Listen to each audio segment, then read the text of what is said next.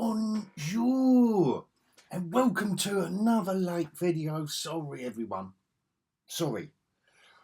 The holiday season obviously just overtakes everything, doesn't it? And everyone's out celebrating, drinking, eating too much. The family was round, I had to cook for a gazillion people, but I love it. Absolutely love it. I hope you all, my sexy subscribers, I hope you all had a wonderful Christmas, if that's your bag, baby. If it isn't, then I just hope you had a wonderful break from work or stress of life, anything like that. I just hope you enjoyed the entire time. So I'm recording this. I've had some trials and tribulations on top of all the good stuff. I've had some technical issues I need to tell you all about, which basically ended up in my deletion of the last 2 months worth of videos from YouTube. It's a long, sad story that I won't go into here. Anyway, a new year is upon us. And I have plans. Of course I have plans. But I still plan to review the top 10 best comics of the week, which is what I'm going to do right now. And obviously this is last week. It's that weird deliveries of comics because it's Christmas Day and then it's New Year's this week and it's all over the shop. So obviously I'm calling it New Comic Book Day, and yes, it is still the best day of the week, isn't it? But it feels like this was ages ago now. It feels like so much has happened since I picked these comics up, and I've tried to read them in between everything else that's going on. But it's all good, and so are these comics. It wasn't the sexiest week. It wasn't the kind of oosh week where I'm thinking, oh my God, how do I get this down to 10 and then I struggle and then I do 14 or so. No, it's a solid 10. It's a solid 10, but just about. Before I get on with it, if you are new, then what I'm going to be doing is showing you my top 10 comics of the week. Brand new stuff. 5 of which, after my little scroll, that's where all the spoilers will be. I'm going to do a deep dive and I'm going to show you some of the glorious artwork, and there is some beautiful artwork here. And right at the end, I'm going to do cover of the week. Just my little indulgent little bit of, but I've got to say, there's no competition this week for the best cover. Like, really, they're all, just listen, it's all great artwork and I'm here to celebrate everything. But as far as those covers, those old-fashioned, like you go into the spinner rack or the newsstand shelf and it's like, ooh, not really. But anyway, there's going to be still the cover of the week. And this is episode 99, I've realised. So, kind of the start of the start of the new year is going to be episode 100. My God.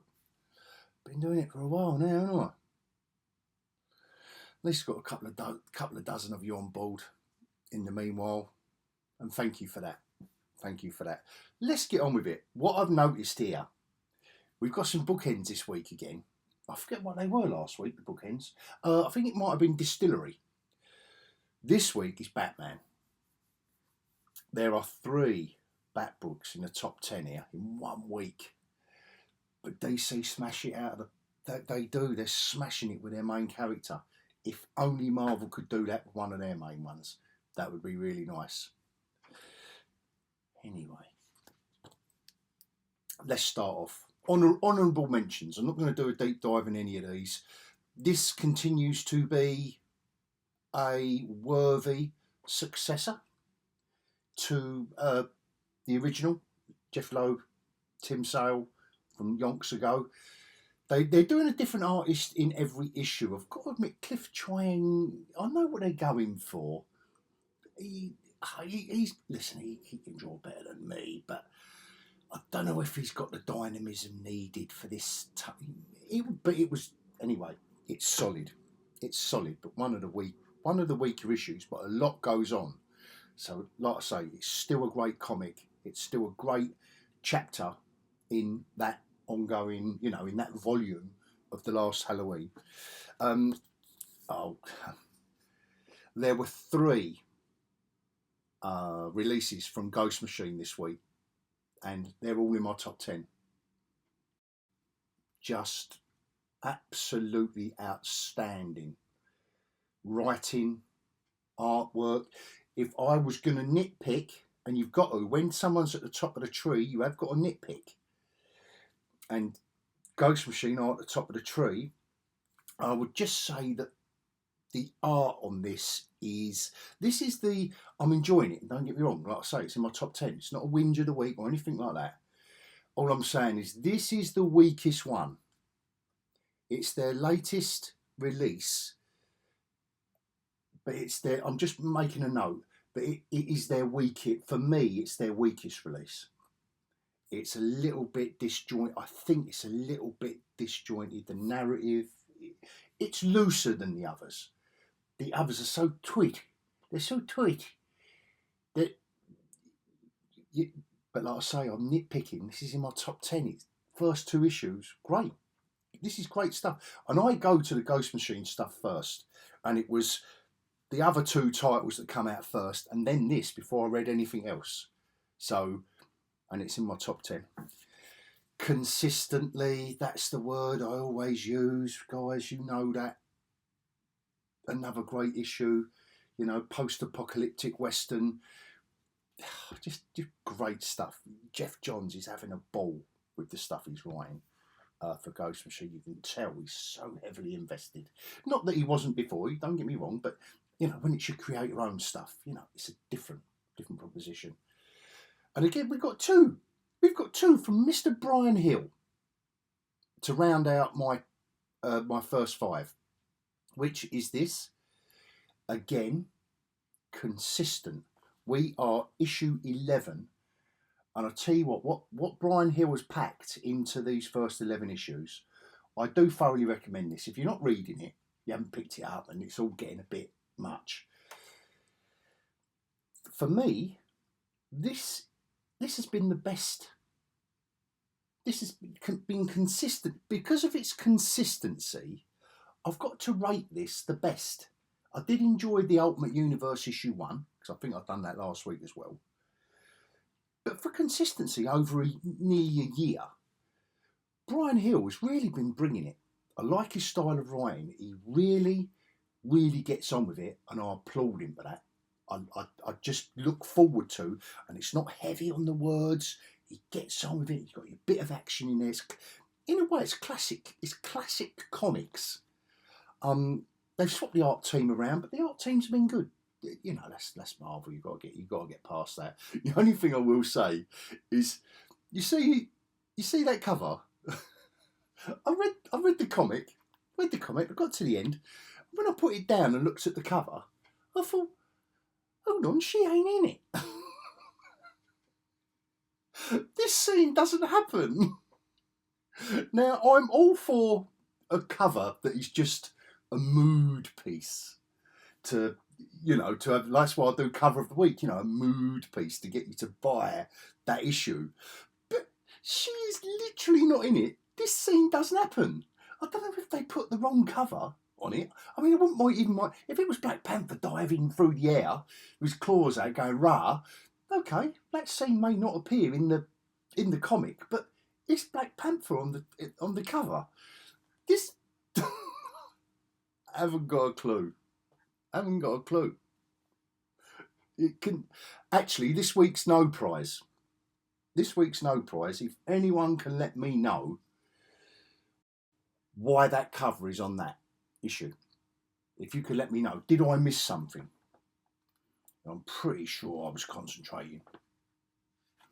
I'm pretty sure, but did I miss a panel or someone mention someone? Because I'm pretty sure the only white characters, and listen, I'm not going there, but the only white characters in this film are terrorists, and that's no spoiler, by the way, before you all come at me. The only white people in that are male terrorists. I've got no problem with that because they're in Africa and mercenaries and la. Anyway, Brian Hill, it's a good read, keeps it going, keeps the momentum going every month. And he does the same thing in this. I had a little meltdown over the red bag thing that Marvel are doing, which is absolutely stupid, or like literally waste of time and effort. Like all right, Blade has to be violent, but there's nothing in this. In the first 3 issues of this comic, it's got red band on it. There's been nothing really in it. I mean, there is one really graphic scene right at the end of this story that is glorious in its horror. Other than that, there isn't really any need to bag this up other than a cynical ploy to get us to buy comics without looking at them. But, and here's my big but. All right. You can't see it from there, so I don't know why you're saying that. Anyway, this has been worth the price of admission. Again, because of Brian Hill. And the reason I was buying this, because I was so apoplectic about the Werewolf by Night red band bagged ridiculous thing. It was so shoddy. But Brian, I'm here for Brian Hill. And if he carries on doing that, he done the last series of Blade, which is why I was willing to give him a choice, even though it was bagged for your pleasure. Anyway, dead honourable mentions. These are the 5 I'm going to do for the deep dive. We're going to have a little look at these sexy little beasts. I don't think I've mentioned this one very much. The first issue was a nice kind of welcome into the world by a writer that isn't Spencer Ackerman. I believe is like I think he's a Pulitzer Prize winning kind of writer of other things, of serious stuff, not comic book fare. And I like that. I like that. I like a different perspective on things. But by issue 2, and I don't know if it's because, you know, you geekyOlhog here, he is old. And we do get crusty. Us old comic collectors, I will admit, I'll put my hand up, we do have to fight. That's why I like Threads. When you get some new opinions, some fresh blood come at you and all recommending something new, you need it. Because when I want new, but when something new comes along, I'm the first one to say, that's nothing like the character I know. And I think, but what I am prepared to do is admit, put my hand up and admit I was wrong or I'm guilty of the above or whatever it is. But by issue 3, it's making the shtick that they're going for is making sense now. It was a bit, I found it jarring, then annoying, then confusing. By the end of issue 3, this will definitely make more sense, guys. If you're the ones that collect the trade collections or read it digitally all in one go when it's finished the storyline. And there's some beautiful artwork in there, beautiful artwork and colouring. And they're not mugging off Tony Stark, which is what I like. Because I was wondering, there was just a few moments in the first 2 issues where I was thinking, are they mugging him up? And I don't like that. It's all right if they're going to beat him down and, you know, it's like, you know, by issue 4, 5, 6, whatever. Anyway. I love this book. I absolutely love this book. And with Brian Hitch, it's Brian Hitch's artwork.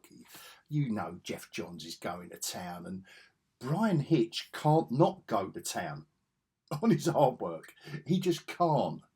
And that is a glorious issue. After the arc of the first few, is it first 7? Yeah, the first 7 issue arc. Now this is the first issue, and it's kind of like a bit of a one-off. I don't know if it's going to lead somewhere, but you could just read that book and think, oh, wow, that's a great little story of you know, post-Civil War America, whatever you want to call it. It's absolutely superb, as always. Superb. We're going to have a look at it. We're going to have a look at Brian Hitch's artwork. And we're going to have a look at Hayden Sherman's artwork in this. It's captured me, this one.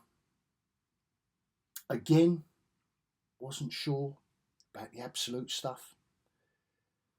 You know, is it another Elseworlds title? Oh, God, you know, and I think I had a little whinge about the first Absolute Batman. This ain't out. But by issue 3 of Absolute Batman, I'm on board. I'm loving it. So thank you, DC, for reeling me in there. And again, I'll admit, when I was kind of maybe too quick to jump on, because I think you've got, like an episode of TV, you've got to give it 2 or 3 episodes, don't you? Same with comics, I think, sometimes. But it gets expensive when you get to issue 3 or 4 and it's crap. And you think, oh, God. That's why I think I cut all the X-Men off. All the X-Men titles a while ago. No, I'm not doing it. I'm not buying 8 titles. I'm not trying them all to 3 or 4 issues. You know, before you know it, I've done £100 on all them comics and they're useless. I could be wrong, but anyway, I can live without them. This is great. This is great. I'm liking that take. And it's Elseworlds, for want of a better word. It's just Elseworlds. That's all it is. I think once you get your head around that, then that's that. Again, I think I've done this one before, so sorry if I'm boring you, but I do like banging on about absolutely exquisite comics. And I will bang on about this as long as that they keep as Janin, and as long as Taylor and Janin are on this at the moment. They took over from Ram V and, you know, Assorted Artists, and I thought, God, they're big boots to fill, hard act to follow. They've done it absolutely superb, and I'm going to show you why it is so superb. But if there weren't enough Batman this week, look what popped up.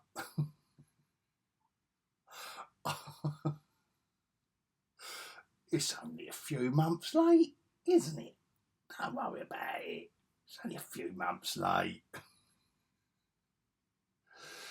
If it wasn't so good, I would have left this on the shelf because you don't deserve it. Like I thought it had finished. I got the first 2 issues at the start of the year, and I thought, when I saw this, I thought, is it a second printing of issue 1 or something? But no, it is not. And look what character they introduce in this issue. And Raphael, I hope I pronounce his name right, Raphael Grandpa, or Grandpa. Anyway, Raphael Grandpa has got such a unique art style and world view of Gotham and the environs and the characters. It's beautiful. This is right up my alleyway. It's right up my crime alley. See what I did there? That was scripted. Of course it wasn't. It's unscripted. That's the beauty of these videos. And I'll tell you what, with the artwork in this and the artwork in that, guys, there were they're just certain similarities. I'm not saying that either one of those artists are copying each other, but they've just got that unique vision that DC are allowing to flourish with their top characters. And do you know what? It's brave. It's brave. And perhaps that's what we need in creativity, in comic books, is a little bit of bravery from the editorial departments, rather than just sit back and churn out the same old thing. Sometimes it needs a little bit of a eesh.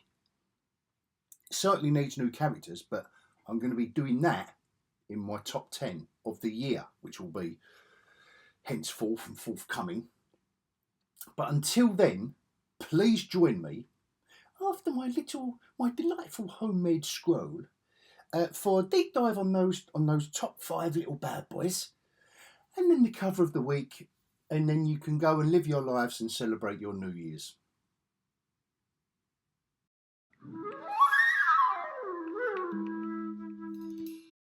Okay, so let's get into the first one of the week. Iron Man issue 3. It has come along. I thought that the sword is, been done before, and um, there is something about the what's the word I'm looking for? Oh, the steampunk design of all this. There's something I find really endearing about that and all of this going on. So, eesh. But basically, we are being taken down a non-tech route for Iron Man in these first few issues. Tony Stark is being taken to task and being driven to armour up in other ways. And it's got a kind of, it's got a magic feel to it now. You've got Dr. Druid in it now, and he's under the cosh from the board, and Roxxon and AIM want to get hold of Stark International. It's all about energy companies, but I've got to admit, I've relaxed into where they're going with it. I can see where they're going. I'm glad I've given it 3 issues. The artwork is nice. I suppose we should give them a shout out, really, shouldn't we? So what's all this? Oh, Julius Otter with Jeff Morales, blah blah. Alex Sinclair, obviously on the colours, is standard. So Julius Otter. He's giving it a different feel, but it needs it. It needs that different feel because we are going more into the magical realm of stuff. It's being powered. Something's gone wrong with a suit, and it's more to do with the mystical arts than anything else. So no, I'm enjoyed it. And then look, obviously I did say spoilers, so turn away now if you haven't, And then we go into the realm of the druid and the ignorant armourer. He's calling him, So Belasco. God knows where I remember him from, Belasco. But you've got the bald down there that have basically sold their soul to the devil in return for, signing over all of the Stark International to AIM and Roxxon. Wonderful colouring there actually as well of Alex Sinclair. It really does swap it. It just really does change when we go into this realm here. But ultimately, it's Tony Stark, and this is where it starts. It's Tony Stark, not Iron Man, that defeats the enemy, which is what I really enjoyed about this issue. I really did enjoy it. He's no fool. He's no pushover. He's been under the cosh for 3 issues. Really enjoyed it. But like I say, I think this one will be better read all in one go. Hopefully that'll be wrapped up in a little 6-issue kind of something. On the Redcoat Ghost Machine, like I said, absolutely awesome. Absolutely. And look at this opening page. Look how beautiful that is. We know it's kind of a time travel, well, not a time travel, but a historical tale. He lives forever. Redcoat, he's an immortal.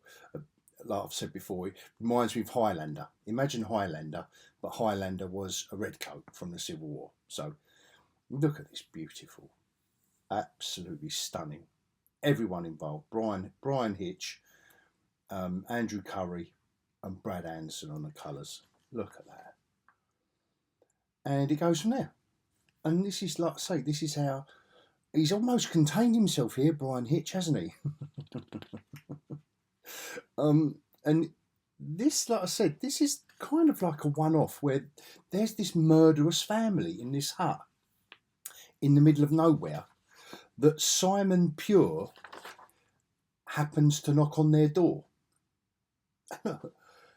Putting the full moon in the background. Look at the design, the Dutch angle. you know, no pun intended, because these were all immigrant settlers in the early years of America. So I can't believe how clever I was there. But anyway, Dutch angle on him, moon in the background, look, the silhouettes of the tree. Beauty. This is just beautiful stuff. But yeah, to be fair, Brian Hitch is really containing himself. But when we get to the violence, when we get to the fight scenes, this carnage that involves this family trying to murder him and throw him in the basement, I mean, this is glorious stuff.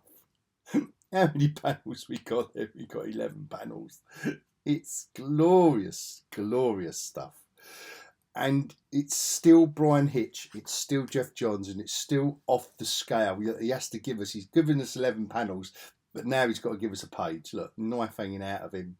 They think he's being suffocated, they think he's dead. And then, you know, the rest of the story ensues from there. But it's absolutely gloriously entertaining storytelling. It really is. Jeff Johns is, like I said before, he's having a blast.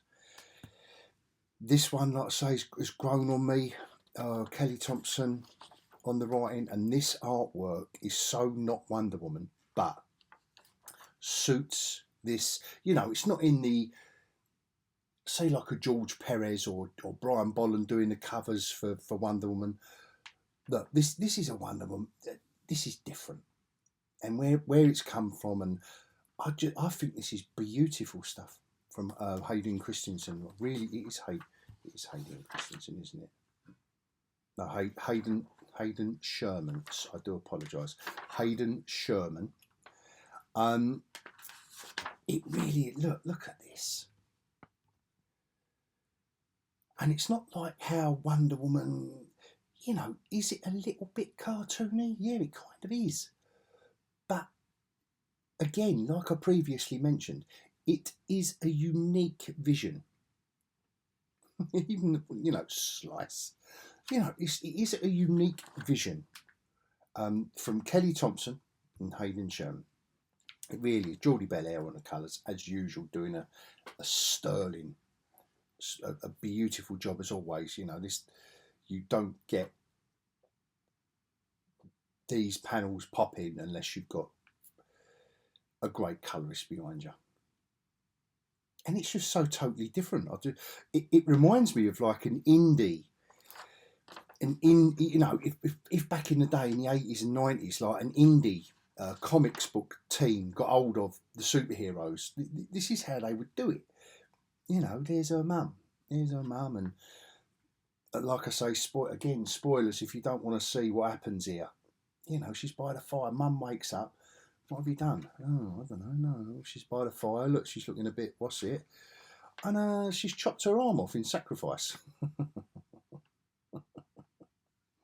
to get old Steve. Is it Steve? Yeah, to get old Stevie boy back out of hell.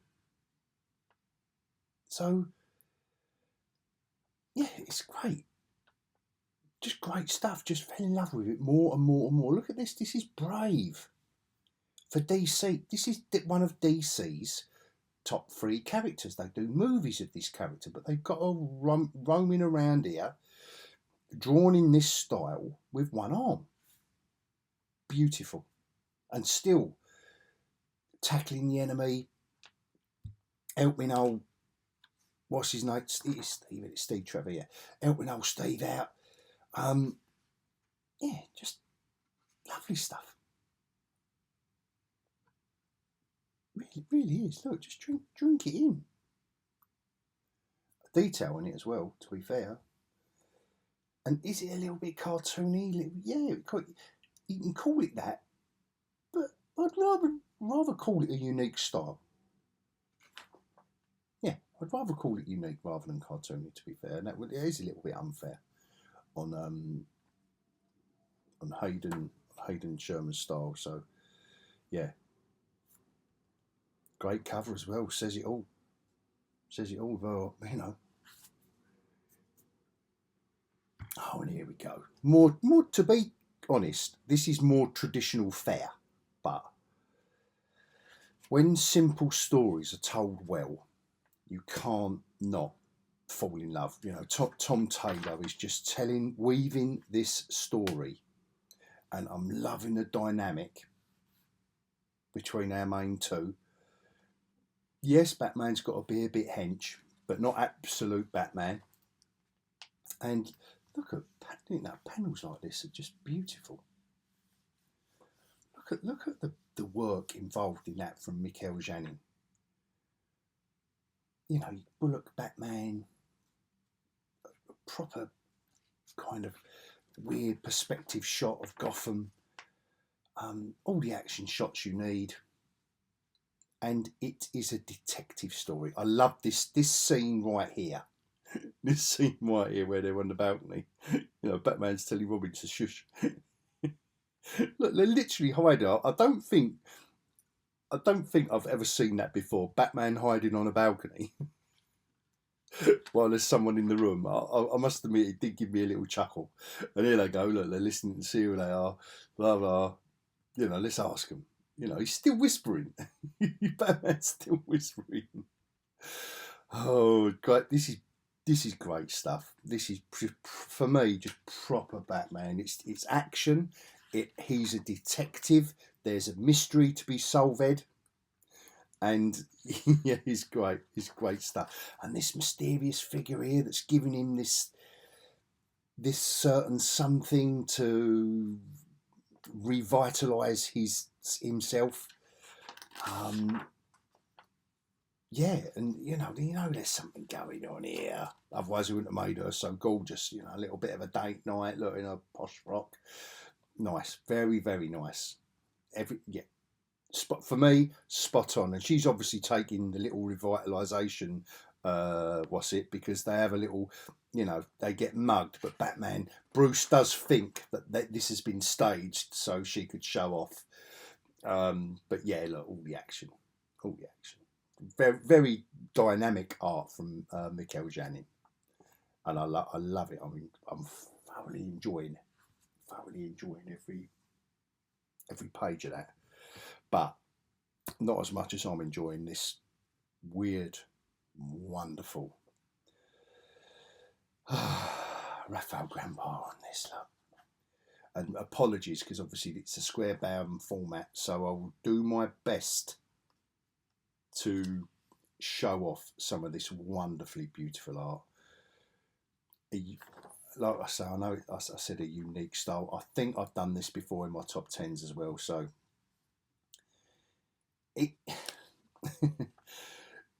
such a shame. It obviously takes the man a long while to create the detailed pages of artwork you can see here.